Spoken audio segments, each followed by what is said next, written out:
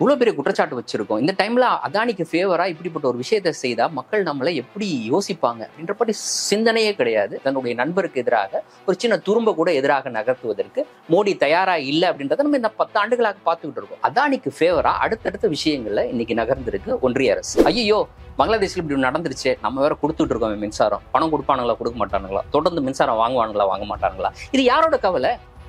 அதானியினுடைய கவலை. ஒரு விதியை திருத்திட்டாங்க. இது எந்த அளவுக்கு யோசிச்சு பாருங்க. அதானி கொஞ்சம் கூட நஷ்டமடையக்கூடாது, ஒரு துளி கூட ஒரு நஷ்டமடையக்கூடாது. அந்த 45 ஆண்டுகள்ல இந்த ஒப்பந்தம் எப்படியாக அமையும் அப்படின்னு தொடர்பா ரீநெகோசியேட் பண்ணுங்க அதானி நிறுவனத்தோடு. இது அதானிக்கு ஆதரவானதுதான். அதானி கேட்கிறாரு, அதை நாங்க கொடுக்க சம்மதிக்கிறோம், ஆனா இப்படியாக செய்யுங்க, குறைந்தபட்சம் நியாயமா செய்யுங்கன்னு சொல்லி இதை கூட ஏற்றுக்கொள்வதற்கு அதானி தயாராக இல்லை. அதானி தரப்புல இருந்து எதிர்ப்பு வருது. எப்படி நீங்க ரீநெகோசியேட் பண்ண சொல்லுவீங்க? இது எப்ப நடக்குது? இதெல்லாம் ஹிண்டன்பர்க்கோடைய அறிக்கை வெளியானதற்கு பிறகு நடக்கக்கூடிய நிகழ்வுகள். அப்போ இந்த அரசு எப்படி இருக்கு? இன்னைக்கு செபியினுடைய தலைவரா இருக்கிறாங்கல்ல, அதில் அவர்கள் பெறக்கூடிய அந்த ஊதியத்தை விட 4 மடங்கு அதிகமான பணம், அந்த அளவுக்கு பணம் அவங்க சம்பாதிச்சிருக்காங்க அப்படின்னு சொல்லி அந்த நிறுவனம் 2017 இருந்து செயல்படாம இருக்குதுன்னு இவங்க இப்பதான் சொன்னாங்க. செயல்படாமல் இருக்கக்கூடிய நிறுவனத்திடம் எப்படி இவ்வளவு பெரிய தொகை வந்தது? உங்க மீது ஒரு குற்றச்சாட்டு வைக்கப்படுது, அந்த குற்றச்சாட்டை நீங்க மறுக்கிறீங்க. அந்த மறுத்த தகவலே இன்னைக்கு இல்ல, அது பொய். அவங்க மறுப்பதற்காக அவர்கள் கொடுத்த அந்த தகவல் பொய் அப்படின்றது மீண்டும் இன்னைக்கு உறுதியாயிருக்கு. எந்த பணத்தை பயன்படுத்தி, வெளிநாட்டு பணத்தை பயன்படுத்தி அதானி தன்னுடைய பங்குகளை வாங்குவதற்கு பணித்தாரோ, தன்னுடைய அண்ணனையும் அவருடைய நண்பர்களையும் பணித்தாரோ, அந்த பணம் இருக்குல்ல, அதற்கு ஒரு நிறுவனம் இருக்குல்ல, அந்த ஒரு ஃபண்டு, அந்த ஃபண்ட்ல இவங்க இன்வெஸ்ட் பண்ணியிருக்காங்க. செபியினுடைய உறுப்பினர் ஆனதற்கு பிறகு அந்த பணம் அதுல இல்லை அப்படின்னு சொல்லி சொல்றாங்கல்ல. ஆனா செபியினுடைய உறுப்பினர் ஆனதற்கு பிறகும் 2018 இவங்க அந்த நிறுவனத்துக்கு மெயில் அனுப்புறாங்க. அந்த மெயில் தான் இன்னைக்கு வெளியே இருக்கு. செபியினுடைய உறுப்பினர் ஆனதற்கு பிறகு நாங்க அதுல பணம் வைக்கல அப்படின்னு சொல்லி சொல்றாங்க. அதுவும் பொய்னு ஆரம்பிச்சிருச்சு. நிறுவனங்கள் இந்தியாவில் நடத்தின நிறுவனம், சிங்கப்பூர்ல நடத்தின நிறுவனம், அதுல எந்த செயல்பாடும் கிடையாது அப்படின்னு சொன்னாங்க. அதுவும் பொய் அப்படின்றது ஆதாரம் மூலமாக நிரூபணமாயிருக்கு. என் மீது அவ்வளவு ஆதாரங்களை முன் வச்சாலும் கூட நான் அதை என்ன ஒண்ணுமே செய்ய முடியாது அப்படின்னு ஒரு பெரிய வில்லன் உட்கார்ந்து மிரட்டு வரல. அந்த மாதிரிதான் இருக்குது. அந்த மாதிரிதான் இருக்கு அதானியினுடைய இந்த ராஜாங்கம். அரண்சை நண்பர்களுக்கு வணக்கம். அரண்சை ஊடகம் சுயேட்சையாக இயங்குவதற்காகவே உருவாக்கப்பட்டது. நாம் செய்கிற வேலை உண்மையிலேயே மக்களுக்காக செய்கிறோம் என்பதை நீங்கள் நம்பினால், வாய்ப்பு இருந்தால் இந்த ரேசர் பே கியூஆர் கோடுக்குள்ளே நீங்கள் அதை ஸ்கேன் பண்ணி எங்களுக்கு உங்களால் இயன்றதை விருப்பம் இருந்தால் ஆதரவு தெரிவிக்கலாம். இப்போ அதானி பற்றி ஹிண்டன்பர்க் அறிக்கை 1, 2 அறிக்கை வந்தாச்சு. இப்போ 2வது அறிக்கை வந்ததுக்கு பிறகு அது குறித்து நிறைய விவாதங்கள் நடந்தது. பங்குச்சந்தையில் ஒரு பெரிய சரிவு ஏற்பட்டுச்சு. எதிர்கட்சி தலைவர்கள் பேசுகிறாங்க, எதிர்கட்சிகள் விமர்சிக்கிறாங்க, ஊடகங்கள் விவாதங்கள் நடக்குது, எல்லாம் நடந்துகிட்டு இருக்குது. இந்திய அரசு இந்த அறிக்கை வந்ததுக்கு பிறகு என்ன செஞ்சுக்கிட்டு இருக்கு? இந்திய அரசு அதானியை பாதுகாக்கிறது. அது எல்லாரும் எதிர்பார்த்த ஒன்று. அதானியை பாதுகாக்க தான் செய்வாங்க. இந்திய அரசினுடைய அமைச்சர்களாக இருக்கக்கூடியவர்கள், அதாவது பாஜகவினுடைய அமைச்சர்கள் எல்லாருமே இப்ப எப்படி பேச ஆரம்பிச்சிட்டாங்க அப்படின்னா, ஹிண்டன்பர்க் நாட்டினுடைய, நம்ம நாட்டிற்கு எதிராக சதி செய்யுது. முதல் அறிக்கை வெளியாகும் போது அதான் பேசினாங்க, 2வது அறிக்கை வெளியாகும் போது அதான் பேசுறாங்க. தீங்கு விளைவிக்கும் நோக்கம் கொண்டு, ஆமா, உள்நோக்கத்தோடு ஹிண்டன்பர்க் செயல்படுது அப்படின்னு சொல்லிட்டு ஒரு கருத்தை சொல்றாங்க. ராகுல் காந்தி இதுல மூளையா செயல்படுறாரு. ஒரு வெளிநாட்டுக்கு போய் இதுக்கு முன்னாடி எல்லாம் பேசுவார்ல, அதாவது நாட்டுல ஜனநாயகம் இல்லை அப்படின்னு பேசினா உடனே நாட்டுக்கு எதிராக பேசினார்னு ஒரு கிளப்பி விடுவாங்கல்ல, அதே மாதிரி ஹிண்டன்பர்க் இப்படிப்பட்ட அறிக்கைகளை வெளியிடுவதற்கு பின்னாடி ராகுல் காந்தி இருக்கிறாரு அப்படின்ற மாதிரி கதைகள் எல்லாம் பேசுறாங்க. இது உங்க வழக்கமா பேசுறதுதான். இதுல புதுசா நம்ம பார்க்கறதுக்கு ஒண்ணுமே இல்லை. ஆனா இப்படிப்பட்ட ஒரு குற்றச்சாட்டை ஒரு நபர் மீது வைக்கிறாங்க, அதானியின் மீது வைக்கப்படுது. அப்போ அந்த குற்றச்சாட்டு வைக்கப்பட்ட அந்த சமயத்திலேயாவது அரசு எப்படி செயல்படும்? இல்ல பொதுவான மக்கள் என்ன எதிர்பார்ப்பாங்க? ஒரு குற்றச்சாட்டு வச்சிருக்காங்க, இப்போதைக்கு விசாரணை நடத்தணும். விசாரணைன்றது இப்ப இருக்கக்கூடிய அரசை பொறுத்த வரைக்கும் எக்ஸ்ட்ரீமான ஸ்டெப். அவங்க அதை செய்ய மாட்டாங்க. குறைந்தபட்சம் ஒரு சின்ன விசாரணை நடத்தணும்னா எல்லாருமே எதிர்பார்ப்போம். அதை அவங்க செய்ய மாட்டாங்க. அது ஒரு சிறிய விஷயம் தான். விசாரணையை தொடங்குவது அப்படின்றது ஒரு பெரிய மேட்டரே கிடையாது. அப்ப அதை கூட இந்த அரசு செய்ய தயாராக இல்லை. மோடி அவர்கள் செய்வதற்கு தயாராக இல்லை. தன்னுடைய நண்பருக்கு எதிராக ஒரு சின்ன துரும்ப கூட எதிராக நகர்த்துவதற்கு மோடி தயாராக இல்லை அப்படின்றத நம்ம இந்த 10 ஆண்டுகளாக பார்த்துக்கிட்டு இருக்கோம். ஸோ அதை அவர்களிடமிருந்து நாம் எதிர்பார்க்கக்கூடியது நியாயமான எதிர்பார்ப்பு தான். அவர்கள் செய்ய மாட்டார்கள்ன்றது வெளிப்படையாக இன்னைக்கு தெரிஞ்சிருக்கு. அதை தாண்டி எல்லாரும் என்ன எதிர்பார்ப்பாங்க? நான் உங்ககிட்ட கேள்வியை வைக்கிறேன். விசாரணை எல்லாரும் எதிர்பார்க்கக்கூடியது, இவங்க செய்யவும் மாட்டாங்க. இதை தான் 10 ஆண்டுகளா அவங்களோட நடவடிக்கை நமக்கு காட்டுது. வேற என்ன எதிர்பார்ப்போம்? குறைந்தபட்சம் அந்த நிறுவனத்திற்கு ஃபேவரா எதுவும் இப்போதைக்கு செய்ய வேணாம் அப்படின்னு எல்லாம் எதிர்பார்ப்பாங்க. கொஞ்ச நாள் கவர்மெண்ட் இருக்கலாம், கொஞ்ச நாள் சைலண்டா இருப்போம். ஏன்னா பெரிய குற்றச்சாட்டு வச்சிருக்காங்க. ஏற்கனவே முதல் அறிக்கை வந்துருச்சு, 2வது அறிக்கையும் வந்துருச்சு. நாங்க ஒரு நெருக்கடியில இருக்கிறோம். குறைந்தபட்சம் கொஞ்ச நேரம் பொறுமையா இருங்க, இப்போதைக்கு எதையுமே செய்யாதீங்க. சினிமாக்களெல்லாம் கூட பார்த்துருப்போம். மிகப்பெரிய நெருக்கடி, மிகப்பெரிய ஒரு அரசியல்வாதிக்கு ஒரு பெரிய நெருக்கடி வரும்பொழுது அந்த நெருக்கடி கொடுக்கக்கூடிய ஒரு நபர் இருப்பார். இப்படிப்பட்ட நெருக்கடி நேரத்தில் நம்ம அந்த நபருக்கு எதிராக நடவடிக்கை எடுத்தா அப்பட்டமா மாட்டிப்போம், கொஞ்சம் ஆற போடுவோம், அதற்கு பிறகு அந்த நபருக்கு எதிராக நம்ம நடவடிக்கை எடுப்போம். இது வந்து ஒரு காமன் சென்ஸ் எல்லாருக்குமே இருக்கக்கூடிய ஒரு விஷயம். ஏன்னா எப்படிப்பட்ட நபருக்கு இப்படிப்பட்ட ஒரு காமன் சென்ஸ் இருக்கும் அப்படின்னா, நம்மை சுற்றி இருப்பவர்கள் நம்மை பார்த்துக்கிட்டு இருக்காங்க, அவர்கள் நமக்கு எதிராக பேசுவாங்க, அவங்க நமக்கு எதிராக திரும்புவாங்க, அவர்கள் அப்படி பேசுவதன் மூலமாக நமக்கு பாதிப்பு ஏற்படும் இப்படின்ற மாதிரியான புரிதல் இருக்கக்கூடிய நபர்களுக்கு, இல்லாட்டா மக்கள் மீது அச்சம் இருக்கக்கூடிய நபர்களுக்கு இப்படிப்பட்ட ஒரு காமன் சென்ஸ் இருக்கும்.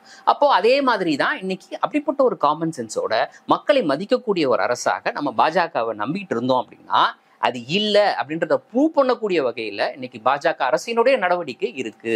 அதை தான் நான் இன்னைக்கு சொல்ல விரும்புறேன். என்ன அப்படின்னா, இப்படிப்பட்ட ஒரு சூழல்லையும் அதானியை பாதுகாப்பதற்கு நீங்க ஒரு பக்கம் வேலை செய்றீங்க, அது ஏதோ சப்பக்கட்டு கட்டுறீங்க. ஆனா அதானிக்கு மேலும் ஃபேவரா சில வேலைகளை இப்போ செய்தீர்கள் என்றால் மக்கள் உங்களை எப்படி பார்ப்பாங்க அப்படின்றத பற்றி கொஞ்சம் கூட கவலை இல்லாமல் அதானிக்கு ஃபேவரா அடுத்தடுத்த விஷயங்கள்ல இன்னைக்கு நகர்ந்திருக்கு ஒன்றிய அரசு. என்ன செய்யறாங்க? ஃபர்ஸ்ட் விஷயத்தை பொறுத்த வரைக்கும் அதானி பல நிறுவனங்கள் நடத்துறாரு. அதுல வந்து மின் உற்பத்தி, மின் பகிர்மானம் அதையும் வந்து அவர் நடத்துறாரு. அப்போ அதானி ஜார்க்கண்ட்ல வந்து ஒரு மின் உற்பத்தி நிலையம் அமைக்கிறார். அந்த மின் உற்பத்தி நிலையம் வந்து நிலக்கரியால் இயங்கக்கூடிய அனல் மின் நிலையம். அப்ப அந்த அனல் மின் நிலையம் உற்பத்தி செய்யக்கூடிய மின்சாரம் ஒட்டுமொத்தையும் கிட்டத்தட்ட 1500 மெகாவாட் நினைக்கிறேன். உற்பத்தி செய்யக்கூடிய மின்சாரம் அனைத்தையும் யாருக்கு கொடுக்கறதுக்கு ஒப்பந்தம் போட்டிருக்கிறார் அப்படின்னா, பங்களாதேஷுக்கு கொடுக்கறதுக்கு, ஒட்டுமொத்தமாக பங்களாதேஷுக்கு. 2017 இந்த ஒப்பந்தம் போடப்பட்டுச்சு. அதற்கு பிறகு 2022 நடைமுறைக்கு வந்துச்சுன்னு நினைக்கிறேன். இப்போ அன்னையில இருந்து இன்னைக்கு வரைக்கும் பங்களாதேஷுக்கு அவர் என்ன பண்றாரு, மின்சாரத்தை விற்று கொண்டு இருக்கிறார்.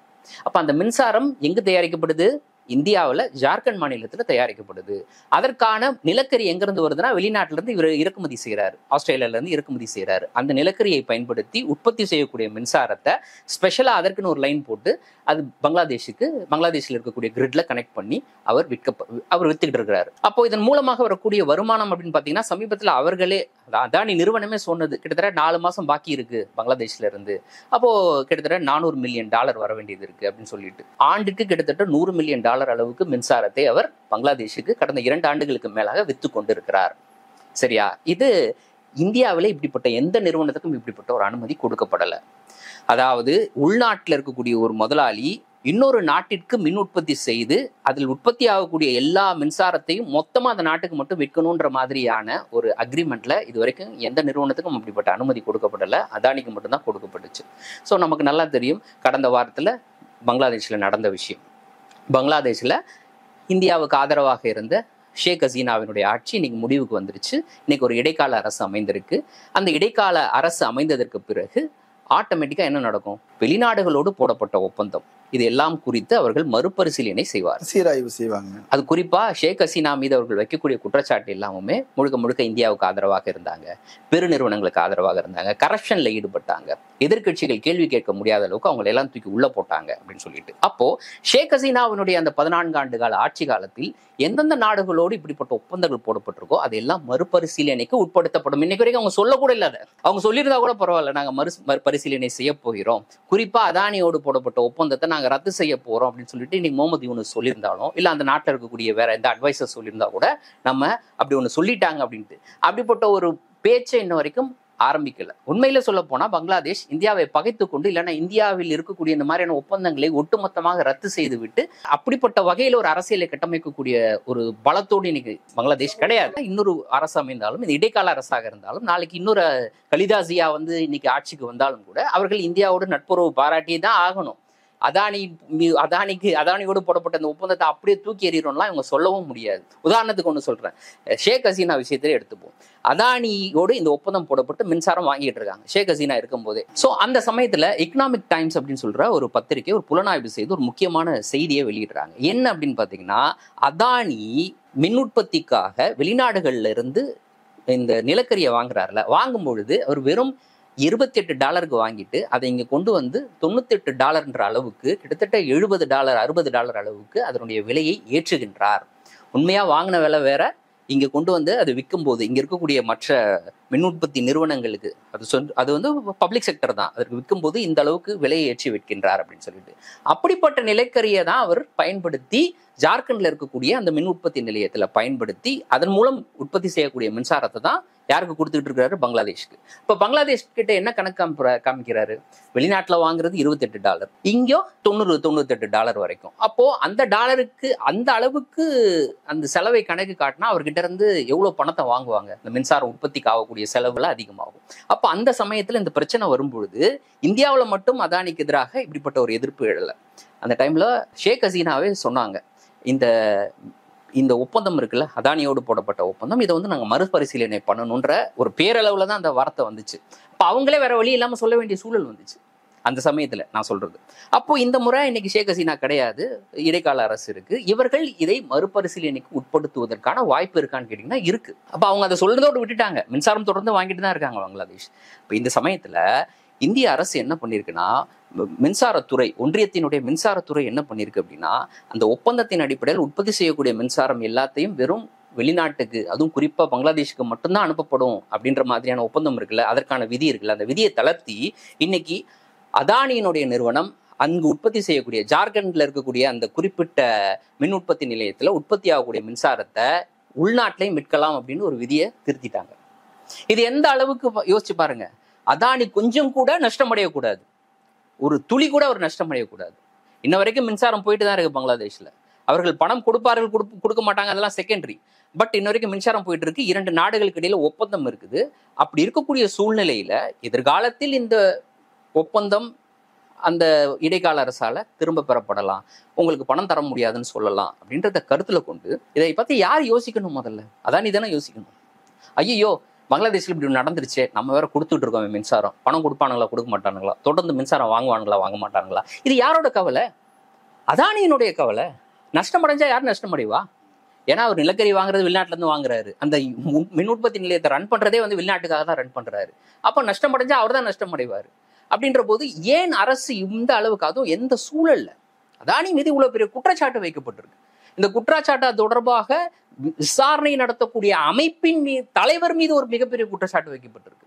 அப்ப இப்படிப்பட்ட சூழல்ல நான் கொஞ்சம் சரி, ஒரு மின் உற்பத்தி நிலையம் உங்களுக்கு நஷ்டம் அடைந்தால் என்ன, குறைந்தபட்சம் அப்படியாவது யோசிக்கணும்ல. மக்கள் பார்த்துக்கிட்டு இருக்கிறாங்க, இவ்வளவு பெரிய குற்றச்சாட்டு வச்சிருக்கோம். இந்த டைம்ல அதானிக்கு ஃபேவரா இப்படிப்பட்ட ஒரு விஷயத்தை செய்தா மக்கள் நம்மளை எப்படி யோசிப்பாங்க அப்படின்றபடி சிந்தனையே கிடையாது. ஒன்றிய அரசினுடைய மின்சாரத்துறை இந்த விதிகள்ல ஒரு திருத்தத்தை ஏற்படுத்தி அந்த மின்சார உற்பத்தி அதுல ஆகக்கூடிய அந்த 1500 மெகாவாட் அந்த மின் உற்பத்தி நிலையத்துல உற்பத்தி செய்யக்கூடிய மின்சாரத்தை உள்நாட்டிலையும் விற்கலாம் அப்படின்ற மாதிரி விதியில திருத்தம் கொண்டு வந்திருக்காங்க. இது ஒன்று. இது எதற்கு பிறகு நான் சொன்னல, ஹிண்டன்பர்க் 1, 2 வந்து வெளியானதுக்கு பிறகு, குறிப்பா 2 வெளியானதுக்கு பிறகு நடந்து முடிஞ்சிருக்கக்கூடிய ஒரு விஷயம். 2வது விஷயம், நமக்கு எல்லாருக்குமே தெரியும், குஜராத்ல இருக்கக்கூடிய 3 இந்த முத்ரா போர்ட் உட்பட 3 துறைமுகங்கள் இன்னைக்கு அதானி கையில தான் இருக்கு. இது எதன் அடிப்படையில அதானி கையில கொடுக்கப்பட்டது, அதானி நிறுவனத்துக்கு கொடுக்கப்பட்டது அப்படின்னு பாத்தீங்கன்னா 30 ஆண்டுகள் ஒப்பந்தம். 30 ஆண்டுகள்ல அவர் என்ன பண்ணுவாரு, அந்த துறைமுகத்தை உருவாக்குவாரு, அதை நடத்துவாரு, அதை டெவலப் பண்ணுவாரு. அதற்கு பிறகு 30 ஆண்டுகளுக்கு பிறகு அரசிடம் ஒப்படைக்கணும் அப்படின்றதான் ஒப்பந்தம். அப்ப அந்த 30 ஆண்டு ஒப்பந்தத்தை அவர் என்ன பண்றாரு, அதிகரிச்சு கேட்கிறாரு. எவ்வளவு அதிகரிச்சு கேட்கிறாருன்னா, இன்னும் கூடுதலா 45 ஆண்டுகள் அதிகரிச்சு கேட்கிறாரு. அப்போ ஒட்டுமொத்தமாக எவ்வளவு வருது, 75 ஆண்டுகள். 30 + 45 75 ஆண்டுகள். 75 ஆண்டுகள் அதிகரிச்சு கேட்கிறாரு. அப்ப இந்த அதிகரிச்சு கேட்டா இதை கொடுக்கறதுக்குன்னு எந்த அத்தாரிட்டியா இருக்கக்கூடியன்னா குஜராத் மரிடைம் போர்டு அப்படின்னு சொல்லிட்டு, குஜராத் கடல்சார் கழகம், அந்த அமைப்பு தான். அந்த அமைப்பு கிட்ட போய் ரெக்கமெண்டேஷன் ஒரு பெட்டிஷன் கொடுக்குறாரு. இவங்க சைட்ல இருந்து ஒரு ரிக்வெஸ்ட் வைக்கிறாங்க அதானியினுடைய நிறுவனம் சார்பாக. அப்ப அந்த அமைப்பு என்ன பண்ணுதுன்னா, ஆய்வு செய்து அரசுக்கு வந்து பரிந்துரை ஒன்று கொடுக்குது. என்ன பரிந்துரை அப்படின்னா, இதுவும் அதானிக்கு சார்பான ஒரு பரிந்துரை தான், ஒண்ணுமே கிடையாது. எல்லாருக்கும் 30 வருஷம் சொல்லியிருக்கீங்கல்ல, அதை இன்னும் கூடுதலா 45 ஆண்டுகளாக எக்ஸ்டெண்ட் பண்றதுக்கு புதுசா ஒரு டெண்டர் விடுங்கன்றாங்க. நல்லா யோசிச்சுக்கோங்க, 30 ஆண்டுகள்னு கொடுத்துருக்கீங்க, அதை இன்னும் 45 ஆண்டுகளாக எக்ஸ்டெண்ட் பண்றதுக்கு புதுசா டெண்டர், புதுசா நெகோசியேட் பண்ணுங்க. 30 ஆண்டுகள்னா இந்த 30 ஆண்டுகளுக்கு மட்டும்தான் இந்த அரசு பேச்சுவார்த்தை நடத்தி அதற்கேற்ற மாதிரி தான் ஒப்பந்தம் போட்டிருக்கோம் அதானியோடு. இந்த 30 ஆண்டுகள்ல நீங்க வரக்கூடிய வருமானத்துல இவ்வளவு % அரசுக்கு கொடுங்க, இவ்வளவு % நீங்க வச்சுக்கோங்க, இதெல்லாம் நீங்க செய்யலாம், இதெல்லாம் செய்யக்கூடாது அப்படின்ற மாதிரி நிறைய கண்டிஷன்ஸ்லாம் இருக்கும். அப்போ இந்த குஜராத் மரிடைம் போர்டு என்ன சொல்லுது அரசுகிட்ட அப்படின்னா 30 ஆண்டு வரைக்கும் தான் நீங்க போட்டிருக்கீங்க, நீங்க 45 ஆண்டு எக்ஸ்டெண்ட் பண்ண சொல்லி கேட்கறாங்க. அப்ப அந்த 45 ஆண்டுகள்ல இந்த ஒப்பந்தம் எப்படியாக அமையும் அப்படின்னு தொடர்பா ரீநெகோசியேட் பண்ணுங்க நிறுவனத்தோடு, அதானி நிறுவனத்தோடு. இது அதானிக்கு ஆதரவானதுதான். அதானி கேட்கிறாரு, அதை நாங்க கொடுக்க சம்மதிக்கிறோம், ஆனா இப்படியாக செய்யுங்க, குறைந்தபட்சம் நியாயமா செய்யுங்கன்னு சொல்லிட்டு குஜராத் மரிடைம் போர்டு வந்து அரசுக்கு ரெக்கமெண்ட் பண்றாங்க 3 துறைமுகத்தை.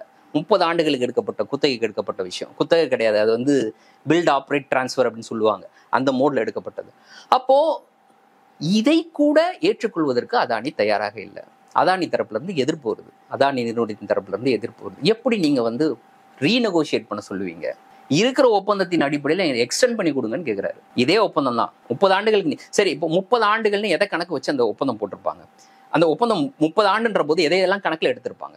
இந்த 30 ஆண்டுகளில் பணவீக்கம் எவ்வளோ இருக்கும், அதன் அடிப்படையில் அவர் எவ்வளோ சம்பாதிக்க வாய்ப்பு இருக்கு, இந்த போர்ட்டு எவ்வளோ ஹேண்டில் பண்றதுக்கு வாய்ப்பு இருக்கு, சரக்குகளை அடுத்த 10 ஆண்டுகள் எவ்வளோ ஹேண்டில் பண்ணும், அதுக்கடுத்த 10 ஆண்டுல எவ்வளோ ஹேண்டில் பண்ணும், 30 ஆண்டுகள் எவ்வளோ ஹேண்டில் பண்ணும், இது எல்லாத்தையுமே கணக்கு போட்டு தான் ப்ராஃபிட் ஷேர் அப்படின்ற ஒரு முடிவுக்கு வந்து சேருவாங்க. அப்போ இதையெல்லாம் நீங்க கணக்கிலே எடுக்கக்கூடாது. அதுக்கடுத்த 45 ஆண்டுகளுக்கு நீங்க கணக்கே எடுக்கக்கூடாது. இதே கணக்குல எனக்கு அடுத்த 45 ஆண்டுக்கு எக்ஸ்டெண்ட் பண்ணி கொடுங்க, 75 ஆண்டுகளுக்கு எக்ஸ்டெண்ட் பண்ணி கொடுங்க. எப்படிப்பட்ட துறைமுகம்? இந்தியாவிலேயே அதிக அளவு போதைப் பொருள் பிடிபட்ட துறைமுகம், பிடிபடுற துறைமுகம். இன்ன வரைக்கும் அடிக்கடி போதைப் பொருள் அங்க பிடிபட்டு 5 லட்சம் கோடி சரக்கு காணாமல் போனதும் அங்கதான். அப்படிப்பட்ட துறைமுகத்தை இன்னைக்கு இன்னொரு 45 ஆண்டுகள் எக்ஸ்டெண்ட் பண்ணி கேட்கிறாரு. அதற்கு நியாயமா ஒரு பரிந்துரைய குஜராத் மரிடைம் போர்டு கொடுக்குது. அதையும் ஏற்க இவருக்கு தயாராக இல்லை. உடனடியாக அந்த பரிந்துரை மாற்றப்படுது. அதுவும் மாற்றப்படுது, திருப்பி மாற்றப்பட்டு இல்ல பழைய அந்த அக்ரிமெண்ட்லயே பழையபடி நெகோசியேட் பண்ணியே நீங்க கொடுக்கலாம். பழையபடி நம்ம என்ன போட்டிருக்கோமோ அதே அக்ரிமெண்ட் அடிப்படையில் 45 இயர்ஸ் இன்னும் எக்ஸ்டெண்ட் பண்ணுங்க, 75 இயர்ஸ்க்கு கொடுங்க. ஒரு போர்ட் இல்லை, 3 போர்ட். இது எப்போ நடக்குது? இதெல்லாம் ஹிண்டன்பர்க்கோடைய அறிக்கை வெளியானதற்கு பிறகு நடக்கக்கூடிய நிகழ்வுகள். அப்போ இந்த அரசு எப்படி இருக்கு? ஹிண்டன்பர்க் அறிக்கை குறித்து சொல்லும்போது அதில் முக்கியமான குற்றச்சாட்டு செபியுடைய தலைவர் அவங்க வந்து மாதவி புட்ச் பற்றி தான். அவர்கள் வந்து சொந்தமாக நிறுவனம் நடத்தியதாக சொல்லப்படுது. ஆனால் அதை இப்போ அது லைவ்ல இல்லை, இப்போ நடத்திட்டு இல்லை, அது வந்து நடைமுறையில் இல்லைன்னு தான் சொல்றாங்க. அவங்க சொன்னது அதுதான். ஹிண்டன்பர்க் அறிக்கை வெளியானதற்கு பிறகு அவர்கள் தரப்புல இருந்து ஒரு அறிக்கை வந்துச்சு. மாதவி புச்சும் தயால் புச்சும் வந்து சேர்ந்து ஒரு ஸ்டேட்மெண்ட் ஒன்று விட்டாங்க. அந்த ஸ்டேட்மெண்ட்ல அவங்க என்ன சொல்றாங்க அப்படின்னா, ஹிண்டன்பர்க் அறிக்கையில குறிப்பிட்டிருப்பது போல நாங்க ஒரு 2 நிறுவனம் நடத்துறதா சொல்றீங்கல்ல, ஒன்னு வந்து சிங்கப்பூர், இன்னொன்னு இந்தியாவில். இந்த 2 நிறுவனங்கள், இந்த 2 நிறுவனங்களும் வந்து மாதவி புச் என்னைக்கு வந்து செபியினுடைய உறுப்பினராக ஜாயின் பண்ணாங்களோ, 2017 ஜாயின் பண்ணாங்களோ, அதுல இருந்து அந்த 2 நிறுவனம் செயல்படலை அப்படின்னு சொல்லி சொல்றாங்க. அவங்கள பொறுத்த வரைக்கும் என்னன்னா, அதற்கு முன்னாடி நிறுவனம் இருந்தது உண்மைதான், நாங்க நடத்திக்கிட்டு இருந்தோம். ஆனா அந்த நிறுவனத்தை பொறுத்த வரைக்கும் நான் என்னைக்கு செபியோட உறுப்பினராக ஜாயின் பண்ணனோ அந்த நிறுவனம் பேரளவில் தான் நிறுவனமா இருக்கு, அதுல எந்த ஆப்ரேஷனும் கிடையாது. அது என்ன நிறுவனம் அப்படின்னா கன்சல்டிங் கம்பெனி. கன்சல்டிங் கம்பெனின்னா நமக்கு நல்லா தெரியும். ஏதோ ஒரு நிறுவனத்துக்கு அவங்க வந்து ஐடியா கொடுப்பாங்க, இல்லைன்னா அந்த நிறுவனத்தினுடைய வளர்ச்சிக்காக இவங்க தரப்புல இருந்து சில விஷயங்களை ஆலோசனை சொல்லுவாங்க. அந்த ஆலோசனைக்கு இவர்களுக்கு வந்து பணம் கொடுக்கப்படும். இப்படித்தான் அந்த கன்சல்டிங் நிறுவனம். ஸோ 2017 பிறகு நாங்கள் அதை செய்யலை அப்படின்னு சொல்லிட்டு மாதவி புச் அவங்க அறிக்கையில சொல்லியிருக்கிறாங்க. இப்போ இன்னைக்கு அந்த அறிக்கையில அவர்கள் சொன்ன விஷயமே பொய் அப்படின்றது நிரூபணமாயிருக்கு. எதன் அடிப்படை நிறுவனமாயிருக்குன்னா, இந்த ஸ்க்ரோல் அப்படின்ற ஒரு இணையதள நிறுவனம் நடத்திய இன்வெஸ்டிகேஷன்ல இது உறுதியாகிருக்கு. அப்போ அவங்க நடத்தின 2 நிறுவனம், ஒன்று சிங்கப்பூர்ல இயங்கக்கூடிய நிறுவனம், இன்னொன்று இந்தியாவில் இயங்கக்கூடிய நிறுவனம். இதுல சிங்கப்பூர்ல இயங்கக்கூடிய நிறுவனம் இருக்குல்ல, அந்த நிறுவனத்தை பொறுத்த வரைக்கும் அதனுடைய ஒட்டுமொத்த பங்குகள் இருக்குல்ல, அந்த பங்குகளை என்ன பண்றாங்க, அவருடைய கணவருக்கு மாத்திடுறாங்க. அது செபியினுடைய உறுப்பினரா இவங்க ஜாயின் பண்றதுக்கு முன்னாடியே அதை மாத்திடுறாங்க, தவால் புச்சுக்கு மாத்திடுறாங்க. அந்த நிறுவனம் இப்போது இயங்குதா இயங்கலையா, அதனுடைய லாப நஷ்டம் என்ன அப்படின்றத கண்டுபிடிக்க முடியல. ஏன்னா அது சிங்கப்பூர்ல இயங்கக்கூடிய நிறுவனம். அங்க இருக்கக்கூடிய விதிகளின் அடிப்படையில ஒரு நிறுவனத்தினுடைய தனிப்பட்ட அந்த விவரங்களை வாங்குறது அவ்வளோ சுலபமான விஷயம் கிடையாது. அதனால அதை பற்றி நமக்கு தெரியல. 2வது நிறுவனத்தை பொறுத்த வரைக்கும் இங்க 2013 இந்தியாவில் உருவாக்குறாங்க. அக்ரோ அட்வைசர்ஸ்ன்னு சொல்லிட்டு அந்த கம்பெனி. அந்த கம்பெனியை பொறுத்த வரைக்கும் இவங்க சொல்றாங்க 2017 இவங்க என்ன சொல்றாங்க, 2017 நான் வந்து அந்த உறுப்பினராக சேர்ந்ததுக்கு பிறகு இதுல எந்த இதுவுமே நடக்கல, எந்த டிரான்சாக்ஷனும் நடக்கல அப்படின்னு சொல்லிட்டு. ஆனா இதை ஹிண்டன்பர்க் அறிக்கையிலே வந்து அவங்க என்ன சொல்றாங்க அப்படின்னா, இந்த குறிப்பிட்ட நிறுவனம்ன்றது நடைமுறையில தான் இருந்துச்சு, இதனுடைய டைரக்டர் பொறுப்புல இவங்க இருந்தாங்க முதல்ல. அந்த டைரக்டர் பொறுப்பை மட்டும் இவங்க யார்கிட்ட கொடுத்துட்டாங்க, கணவர்கிட்ட கொடுத்துட்டாங்க. மற்றபடி அந்த நிறுவனத்தினுடைய பங்குகள் 99% இவங்க பேர்ல தான் இருந்தது அப்படின்றாங்க. அப்போ ஹிண்டன்பர்க்கே என்ன சொல்லுது அப்படின்னா, 2021 22 அந்த நிதி ஆண்டுல மட்டும் இந்த குறிப்பிட்ட நிறுவனத்தின் மூலமாக சுமார் 2 கோடி ரூபாய் இவங்களுக்கு வருமானம் கிடைச்சிருக்கு அப்படின்னு சொல்லி சொல்றாங்க. சரியா? இந்த 2 கோடி வருமானம்ன்றது அவர்கள் இன்னைக்கு செபியினுடைய தலைவராக இருக்கிறாங்கல்ல, அதில் அவர்கள் பெறக்கூடிய அந்த ஊதியத்தை விட 4 மடங்கு அதிகமான பணம், அந்த அளவுக்கு பணம் அவங்க சம்பாதிச்சிருக்கிறாங்க அப்படின்னு சொல்லிட்டு இப்போ ஸ்க்ரோல் நடத்தின ஆய்வுல தெரிய வந்த விஷயம் என்னன்னா, 2024 வரைக்கும், இதுவரையும் 2021, 22 தானே ஹிண்டன்பர்க் சொன்னது, 21, 22 அந்த இது மட்டும். ஸோ 2024 வரைக்குமே அந்த நிறுவனம் சம்பாதித்திருக்கக்கூடிய, அதாவது அதனுடைய ரெவென்யூ எவ்வளவு வந்திருக்குன்னா கிட்டத்தட்ட 3,60,00,000 ரூபாய் வந்திருக்கு அப்படின்னு சொல்லி சொல்றாங்க. அப்போ அந்த நிறுவனத்தினுடைய ஸ்டேக், பங்கு யாருக்கிட்ட இருக்கு? இவங்க கிட்ட தான் இருக்கு, மாதவி புட்ச் கிட்ட தான் இருக்கு அந்த பங்கு. அதனுடைய தலைவர் எல்லாம், அதனுடைய இயக்குனரா அவங்க கணவர் இருக்காரு. அப்ப அதுல கூடிய வருமானம் அப்படின்னா இவங்களுக்கு தான் வரும். அப்போ இவ்வளவு பெரிய தொகை அப்படின்றது எப்படி வந்தது? அப்போ அந்த நிறுவனம் 2017 இருந்து செயல்படாம இருக்குதுன்னு இவங்க இப்பதான் சொன்னாங்க. செயல்படாமல் இருக்கக்கூடிய நிறுவனத்திடம் எப்படி இவ்வளவு பெரிய தொகை வந்தது? அந்த தொகை வந்த காலம் வந்து பாத்தீங்கன்னா இந்த 2022, 2019 இருந்து 2022 இந்த இடைப்பட்ட காலத்துல தான் இவ்வளவு பெரிய தொகையே வந்திருக்கு. அப்போ 2017 இவங்க உறுப்பினராக ஜாயின் பண்றாங்க. 2022 தான் இவங்க என்னவா ஜாயின் பண்றாங்கன்னா செபியினுடைய தலைமை பொறுப்பை ஏற்கிறாங்க. அப்போ அவர்கள் அந்த செபியினுடைய விதிகளின் அடிப்படையில ஒருவர் அந்த செபியினுடைய உறுப்பினராக இருக்கும் பட்சத்துல, உறுப்பினராக இருக்கும் போதே கூட அவர் இப்படிப்பட்ட ஒரு நிறுவனத்துல பணியாற்றக்கூடாது, அதுல இருந்து வரக்கூடிய, அதுல லாபம் தரக்கூடிய நிறுவனத்துல பணியாற்றக்கூடாது அப்படின்னு விதி இருக்குது. அப்ப அந்த விதியை இவங்க அப்பட்டமாக மீறி இருக்கிறார்கள் அப்படின்றதுக்கு இன்னைக்கு நேரடியாக நடைபெற்ற விசாரணையில தெரிய வருது. அப்ப இவங்க சொல்லியிருக்காங்க இன்னொரு விஷயம், ஸ்க்ரால் கண்டுபிடிச்சிருக்கக்கூடிய இன்னொரு விஷயம், இந்த அகோரா அட்வைசரி அப்படின்ற அந்த கம்பெனியை தேடி போயிருக்காங்க. ஸ்க்ரால் அந்த கம்பெனியுடைய தலைமையகத்தை தேடி போறாங்க. தேடி போமா மும்பையில் ஒரு இடத்துல அந்த கம்பெனி இருக்குது. அந்த அட்ரஸ்க்கு போய் பார்க்கும்போது அந்த கம்பெனிக்கு கீழே இருக்கக்கூடிய செக்யூரிட்டி கிட்ட விசாரிக்கிறாங்க. இது மாதிரி அகோரா அட்வைசரின்னு ஏதாவது கம்பெனி இங்கே இருக்குதா அப்படின்னு கேட்குறாங்க. அவர் என்ன சொல்றாரு, அப்படிப்பட்ட கம்பெனி இங்கே இல்லவே இல்லை.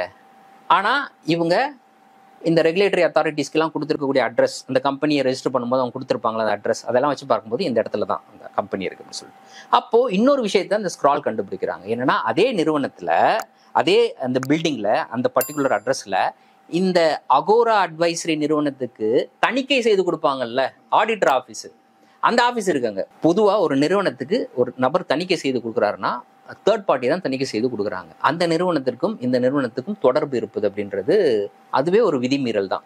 ஆனா ஒரு நிறுவனத்தின், அந்த நிறுவனத்திற்கு தணிக்கை செய்யக்கூடிய நிறுவனமும் ஒரே அட்ரஸ்ல இருக்கு. இதுதான் ஸ்க்ரால் கண்டுபிடிக்கிறாங்க. வெறும் அது மட்டும் கிடையாது, இது இல்லாம இன்னும் 2 நிறுவனம் நடத்துறாங்க அப்படின்றத கண்டுபிடிக்கிறாங்க. அந்த 2 நிறுவனத்துக்கும் அதே அட்ரஸ் தான்.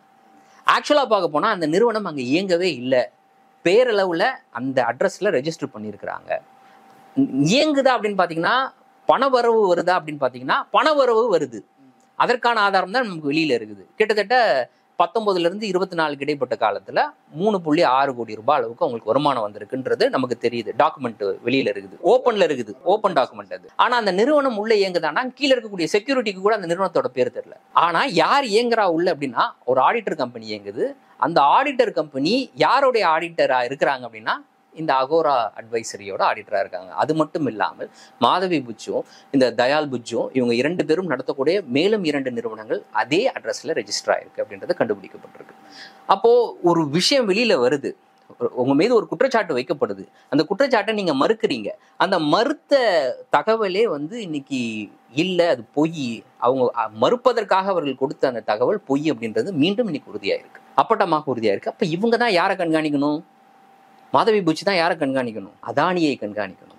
குறிப்பாக ஷேர் மார்க்கெட்ல இருக்கக்கூடிய எல்லா நிறுவனங்களும் இருக்கக்கூடிய விதியின் அடிப்படையில் அவர்கள் செயல்படுகிறார்களா, விதியை மீறி செயல்படுகிறார்களா அப்படின்றத கண்காணிக்கக்கூடியது இவர்களுடைய பொறுப்பு.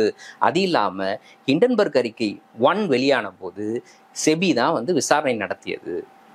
அப்போ விசாரணை நடத்தியது யார் தலைமையில? இவங்க தலைமையில தான் விசாரணை நடத்துது. அப்போ இன்னைக்கு வேலையை பயிரமேயக்கூடிய ஒரு விஷயம் தான் இன்னைக்கு நடந்திருக்கு. இப்போ நான் ஒரு ஆங்கிள் தான் பேசிட்டு இருக்கேன். இன்னொரு ஆங்கிளை பொறுத்த வரைக்கும் எந்த பணத்தை பயன்படுத்தி, வெளிநாட்டு பணத்தை பயன்படுத்தி அதானி தன்னுடைய பங்குகளை வாங்குவதற்கு பணித்தாரோ, தன்னுடைய அண்ணனையும் அவருடைய நண்பர்களையும் பணித்தாரோ, அந்த பணம் இருக்குல்ல, அதற்கு ஒரு நிறுவனம் இருக்குல்ல, அந்த ஒரு ஃபண்டு, அந்த ஃபண்ட்ல இவங்க இன்வெஸ்ட் பண்ணியிருக்காங்க. யாரு? மாதவி புட்சும் தயால் புட்சும், இவங்க 2 இன்வெஸ்ட் பண்ணியிருக்காங்க.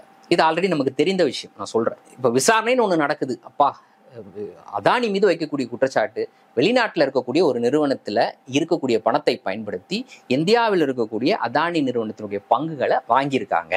அப்போ அந்த நிறுவனம் என்ன, அதற்கு பணம் எங்கிருந்து வந்தது அப்படின்றத கண்டுபிடிக்கிறது தான் செபியினுடைய வேலை. அந்த பொறுப்பு தான் இவங்களுக்கு கொடுக்கப்பட்டது. ஆனால் அந்த செபியினுடைய தலைவர் அந்த நிறுவனத்தில் இன்வெஸ்ட் பண்ணியிருந்தாங்க முதல்லயே அப்படின்றதான் இன்னைக்கு வெளியாக இருக்கக்கூடிய தகவல். அப்போ இவங்களுக்கு இப்படிப்பட்ட ஒரு விசாரணை நடக்கும் பொழுது இவங்க என்ன பண்ணியிருக்கணும்? ஐயோ, நீங்க சொல்ற கம்பெனி எனக்கும் தெரியுமே, நானும் அதில் இன்வெஸ்ட் பண்ணியிருக்கேனே, அந்த கம்பெனியை தான் இவங்க தவறாக பயன்படுத்தி இப்படியாக இந்த பங்குகளை வாங்கியிருக்காங்களா அப்படின்னு அதை வெளிப்படையாக சொல்லிட்டு, ஆகவே நான் இது விசாரணை நடத்துவதற்கு தகுதியான நபர் கிடையாது அப்படின்னு இவங்க ரிசைன் பண்ணிட்டு வந்திருக்கணும் ஃபர்ஸ்ட் ஆஃப் ஆல். இல்லைன்னா அந்த விசாரணையிலிருந்து ஒதுங்கி இருக்கணும், வெளிப்படையாக சொல்லியிருக்கணும். அப்போ எதற்கு எதிராக அவர்கள் விசாரணை நடத்த வேண்டும்னு உச்சநீதிமன்றத்தால் பணிக்கப்பட்டார்களோ அந்த அமைப்பினால் இவர்கள் லாபம் பெற்றவர்களாக ஏற்கனவே இருந்திருக்கிறாங்க. அவங்க சொல்றது குளோபல் டைனமிக்ஸ் ஆப்பர்ச்சுனிட்டி ஃபண்ட் அந்த நிறுவனம். இந்த நிறுவனத்துல இவர்கள் முதலீடு செஞ்சிருக்கிறாங்க. இது பெர்முடாவை தளமாக கொண்ட நிறுவனம். இந்த நிறுவனம் மொரீசியஸ்ல உள்ள IPE பிளஸ் நிறுவனத்துல முதலீடு செஞ்சிருக்கிறாங்க. அந்த நிறுவனம் தான் அதானி நிறுவனத்தில் முதலீடு செஞ்சிருக்குது, அதன் மூலமாக பலன் பெற்றது அப்படின்னு சொல்றாங்க. இதுல அவங்க என்ன சொல்றாங்கன்னா, நான் 2015 முதலீடு செய்தது தான் அதுல இருக்குதே தவிர 2017 பிறகு எந்த முதலீடு செய்யலன்னு சொல்றாங்களே. நான் முதலீடு பண்ண பணத்துல இருந்து அதானியினுடைய அண்ணன் வினோத் அதானி அந்த பணத்தை எடுத்து அதானியினுடைய பங்குகளை வாங்கினான்றதுக்கான ஆதாரம் இல்லை அப்படின்றது அவங்க சொல்றாங்க. அதை நம்ம ஏத்துக்கலாம் ஒரு வகையில. இப்ப என்னன்னா, இந்த நிறுவனங்களினுடைய பெயர்கள் தான் அடிபட்டுச்சு. எப்போ ஹிண்டன்பர்க் அறிக்கை 1 வரும்பொழுது இந்த நிறுவனங்கள்ல இருக்கக்கூடிய பணங்கள் தான் இப்படியாக பயன்படுத்தப்பட்டுச்சு அப்படின்னு சொல்லிட்டு, அப்ப இவங்களுக்கு உடனடியாக என்ன தோணி இருக்கணும், இந்த நிறுவனங்கள் நமக்கு தெரிந்த நிறுவனங்கள், நானே முதலீடு செஞ்சிருக்கேன். இன்னொரு விஷயத்தையும் அவங்க கூடுதலா அவரை சொல்றாங்க. என்னன்னா, அனில் அஹூஜான்னு ஒரு நபர், அவர் மூலமாகத்தான் இதுல இன்வெஸ்டே பண்றாங்க. அவர் தான் அந்த நிறுவனத்துக்கு ஒரு பொறுப்புல இருக்காரு, முக்கிய பொறுப்புல இருக்கிறாரு அனில் அஹூஜா. அவர் யார் அப்படின்னா, இந்த தயால் புச் இருக்காருல, அவருடைய காலேஜ் மேட். அவர் IIT டெல்லியில் ஒரு 2 பேரும் ஒன்றா படிச்சிருக்காங்க. ஸோ அவர் சொல்லி தான் நாங்கள் இன்வெஸ்ட் பண்ணோம். அவர் யாராக இருந்தார் அப்படின்னா, அந்த டைம்ல அதானி நிறுவனத்தினுடைய இயக்குனராக இருந்தார். இப்போ அதானி நிறுவனத்தினுடைய இயக்குனர் சொல்லி தான் அந்த பர்டிகுலர் நிறுவனத்தில் இவங்க இன்வெஸ்டே பண்ணியிருக்கிறாங்க. அப்போ பிரச்சனைன்னு வரும்பொழுது, குற்றச்சாட்டுன்னு வரும்பொழுது இப்படியாகத்தான் குற்றச்சாட்டே வந்தது. அதானி நிறுவனத்திற்கு தொடர்புடைய கூடிய நபர்கள் எல்லாருமே ஒன்னா சேர்ந்துதான் அந்த மொரீஷியஸ்ல இருக்கக்கூடிய அந்த பணத்தை பயன்படுத்தி அதானியினுடைய பங்குகளை, இந்தியாவில் இருக்கக்கூடிய பங்குகளை வாங்கினாங்க. பங்குகளை வாங்குவதன் மூலமாக இந்த பங்கினுடைய விலையை உயர்த்தினாங்க. அந்த நிறுவனத்தினுடைய மதிப்பு, உண்மையான மதிப்பு வேற, இவங்க செயற்கையாக அந்த நிறுவனத்தினுடைய மதிப்பை உயர்த்தினாங்க. அதிக அளவு அந்த பங்குகளை வாங்கினதன் மூலமா அதுல 2 வகையில வயலேட் பண்ணியிருக்காங்க. அந்த நிறுவனத்தை உருவாக்கியவர்களுக்கு 75% பங்கு தான் இருக்கணும், அதை மீறி இருக்கக்கூடாது, அதையும் வயலேட் பண்ணிட்டாங்க. 2வது, இந்த மாதிரியான முறைகேடாக அந்த நிறுவனத்தினுடைய மதிப்பை உயர்த்துவதற்கு இந்த பணத்தை பயன்படுத்தி இருக்கிறாங்க. ஸோ அப்போ முதல் அறிக்கை வெளியாகும் பொழுதே இந்த குற்றச்சாட்டெல்லாம் வைக்கப்பட்டுச்சுல்ல, அப்போ இவங்களுக்கு அதாவது தோண வேணாமா, அனில் அஹூஜா அதானியினுடைய டைரக்டரா இருந்தவராச்சு அந்த நிறுவனத்துல, அவர் சொல்லி தான் நம்ம வேற இன்வெஸ்ட் பண்ணோமே, நம்ம இன்வெஸ்ட் பண்ணதும் உண்மைதானே, இந்த நிறுவனத்தினுடைய பேர் தானே அடிப்படுது. ஆகவே அவங்க என்ன பண்ணியிருக்கணும், ஃபர்ஸ்ட் வெளிப்படையாக சொல்லியிருக்கணும், ஆமாம் அதுல எங்களுக்கு இன்வெஸ்ட்மெண்ட் இருந்துச்சு, நாங்கள் இன்வெஸ்ட் பண்ணியிருந்தோம், 2017 வரைக்கும் எனக்கு இருந்துச்சு அப்படின்னு சொல்லி. இன்னொரு விஷயம், இப்போ இவங்க சொல்றாங்கல்ல 2015 இன்வெஸ்ட் பண்ணோம், 17 வரைக்கும் தான் இருந்துச்சு அப்படின்னு சொல்லி சொல்றாங்கல்ல, இவங்க எது ஆனதுக்கு பிறகு, செபியினுடைய உறுப்பினர் ஆனதற்கு பிறகு அந்த பணம் அதுல இல்லை அப்படின்னு சொல்லி சொல்றாங்கல்ல. ஆனா செபியினுடைய உறுப்பினர் ஆனதற்கு பிறகும் 2018 இவங்க அந்த நிறுவனத்துக்கு மெயில் அனுப்புறாங்க. அந்த மெயில் தான் இன்னைக்கு வெளியாயிருக்கு. என்னவாக வெளியேற்றாங்க, 2017 ஒரு மெயில் அனுப்புறாங்க, 18 ஒரு மெயில் அனுப்புறாங்க. 17 என்ன மெயில் அனுப்புறாங்கன்னா, 2 பேரும் ஜாயிண்டா, அதாவது ஹஸ்பண்ட் அண்ட் ஒய்ஃப் 2 பேரும் சேர்த்து ஜாயிண்டா தான் அந்த ஃபண்டை மெயின்டைன் பண்ணிட்டு இருந்தாங்க. ஆகவே இவங்க என்ன சொல்றாங்கன்னா, அவர் அனுப்புறாரு அந்த ஃபண்டை எல்லாத்தையுமே என் பேருக்கு மாத்திக்கங்க. 2018 இவங்க 2018 இவங்க யாரு, செபியினுடைய உறுப்பினர். அப்போதும் கூட அந்த ஃபண்டை, அந்த நிறுவனத்தை இவங்க ஆக்சஸ் பண்றாங்க. அப்ப அந்த மெயில என்ன அனுப்புறாங்கன்னா, ஒட்டுமொத்தமாக அதை க்ளோஸ் பண்றோம் அப்படின்னு சொல்றாங்க. அப்ப இவங்க செபியினுடைய உறுப்பினராக இருந்த போதும் கூட அவர்கள் அந்த நிறுவனத்தோடு தொடர்பில் இருந்தார்களுக்கு ஆதாரம் இந்த மெயில், இந்த இமெயில். இதற்கு அவங்களுக்கு பதிலே கிடையாது. அவங்க ரொம்ப சிம்பிளா சொல்றாங்க, ஏற்கனவே சொன்னது மாதிரிதான், அந்த ஃபண்ட் இருந்துச்சு, அந்த ஃபண்டை ஆப்ரேட் பண்ணல நாங்க, திருப்பி அந்த ஃபண்டின் மூலமாக அதானியினுடைய நிறுவன பங்குகள் வாங்கப்பட்டது அப்படின்றதுக்கு எந்த ஆதாரமும் கிடையாது. செபியினுடைய உறுப்பினரானதற்கு பிறகு நாங்க அதுல பணம் வைக்கல அப்படின்னு சொல்றாங்க. அதுவும் பொய்ன்னு ஆரம்பிச்சிருச்சு. நிறுவனங்கள் இந்தியாவில் நடத்தின நிறுவனம், சிங்கப்பூர்ல நடத்தின நிறுவனம், அதுல எந்த செயல்பாடும் கிடையாது அப்படின்னு சொன்னாங்க. அதுவும் பொய் அப்படின்றது ஆதாரம் மூலமாக நிரூபணம் ஆயிருக்கு. ஸோ இப்போ எதுவுமே நடக்கல, அதுதான் விஷயம். இவ்வளோ ஆதாரங்கள் இருக்குது வெளியில, பொது வெளியில இருக்கு. இந்த ஆதாரத்தை சுட்டி காட்டி அதானிக்கு ஆதரவாக நீங்க செயல்படுறீங்க அப்படின்னு சொல்லிட்டு குற்றச்சாட்டு வைக்கப்பட்டால் இப்படி பாஜக தரப்புல இருந்து என்னவாக வருது அப்படின்னா, தேசத்தினுடைய பாதுகாப்பிற்கு எதிராக, தேசத்தை சீர்குலைப்பதற்காக இப்படிப்பட்ட நடவடிக்கையில ராகுல் காந்தி ஈடுபடுறாரு, எதிர்கட்சிகள் ஈடுபடுறாங்கன்னு இவங்க ரொம்ப சிம்பிளா சாதாரணமாக சொல்லிட்டு நகர்ந்துகிட்டு இருக்காங்க. தீங்கு விளைவிக்கும் நோக்கம் கொண்டது. அதோடு நிக்காம யாருக்கு எதிராக குற்றச்சாட்டை வைக்கிறோமோ அந்த நபருக்கு ஆதரவாக இன்னும் இறங்கி செஞ்சுக்கிட்டு இருக்கிறாங்க அப்படின்றதுதான். போர்ட்டை ஒட்டுமொத்தமா 75 ஆண்டுகளுக்கு கொடுக்குறாங்க. இந்த பக்கம் மின்சாரத்தை நீங்க பங்களாதேஷ்க்கு விற்க முடியலையா, பாவம் உங்களால நீங்க நஷ்டம் அடையக்கூடாது, இந்தியாவில் வித்துக்கங்கன்றாங்க. அப்ப என்ன நடக்குது அப்படின்னு பார்த்தா, என் மீது அவ்வளவு ஆதாரங்களை முன் வச்சாலும் கூட நான் அதை என்னால என்ன ஒண்ணுமே செய்ய முடியாது அப்படின்னு ஒரு பெரிய வில்லன் உட்கார்ந்து மிரட்டு வரல. அந்த மாதிரிதான் இருக்குது. அந்த மாதிரிதான் இருக்கு அதானியினுடைய இந்த ராஜாங்கம். நிறைய தகவல்கள் சொல்லியிருக்கிறீங்க. மக்கள் அதை பரிசீலிக்கட்டும். கலந்து கொண்டு கருத்துக்களை பகிர்ந்தமைக்கு நன்றி. நன்றி. நேர்களை மீண்டும் சந்திப்போம். நன்றி.